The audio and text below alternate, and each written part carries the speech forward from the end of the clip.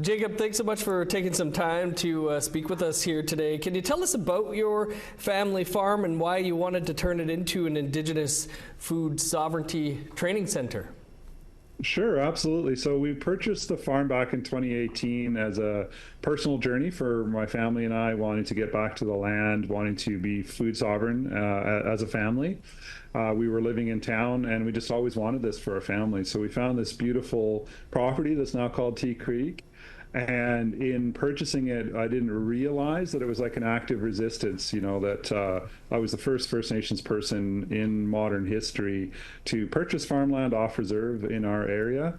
And that attracted the attention of a lot of elders, a lot of local community members who came by to congratulate me and share their memories of growing up on First Nations farms and ranches and food producing businesses here in the old days that were shut down, and as our people were corralled onto reserves. So what happened is all that excitement spread very, very, very quickly within months of us purchasing the farm, and I got invited to go to other First Nations to help them get farms going, and I couldn't do it. So I said, hey, how about you guys come here?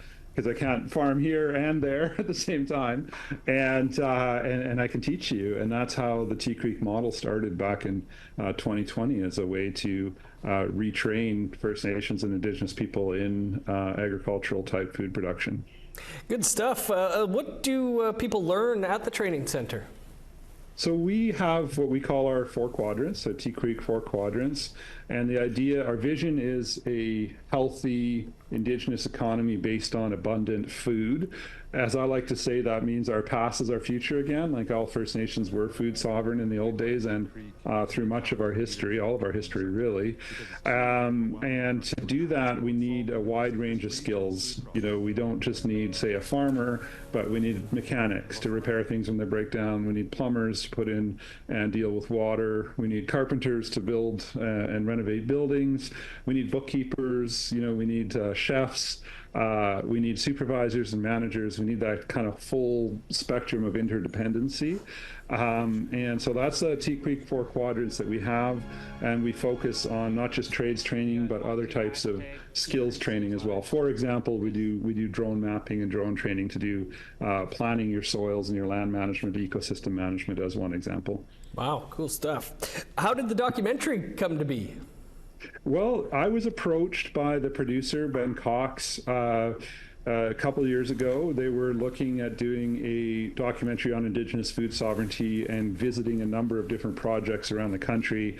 They came to Tea Creek and just fell in love with what we're doing and said, hey, yeah, this is it. This is the documentary. Tea Creek's doing it. So they got some funding and did a sizzle reel, like a pilot episode. CBC picked up the project, and it became the #1 funded Indigenous production within CBC last year. And then they spent, you can see in the documentary, a full year essentially coming to visit and film each season here at Tea Creek. And as part of the filming, they came across so many inspirational stories here. So it was a real chore for the filmmakers to try and whittle it down to, a few of the main stories, which you now see in the film. Always is a challenge to do that. Jacob, I understand, though, since filming that the farm has had an extremely challenging year. Can you talk about that? Absolutely, yeah. So #1, our main funder didn't come through for the first time ever, which was a ministry of the provincial government here declined to support us. So our funding level dropped to less than 50%. However, private supporters and contributors have been going up every year, so we were able to operate on that side. That was a challenge. And then weather-wise, we faced the most severe drought essentially on record. We were 5 out of 5, as high as the droughts go in terms of their ratings. And then we just very recently got hit by rain, atmospheric rivers coming in and kind of flooding us out at the end of our season. But despite all that, we still managed to get a lot of food produced, and we managed to distribute it out to our Indigenous communities and some non-Indigenous people as well.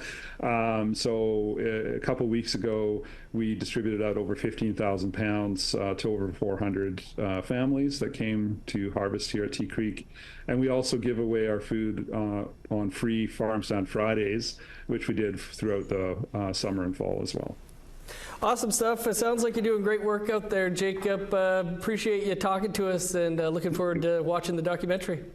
Please, yeah, check it out on GEM. It's free and it's available now. And I look forward to hearing from you. Thank you.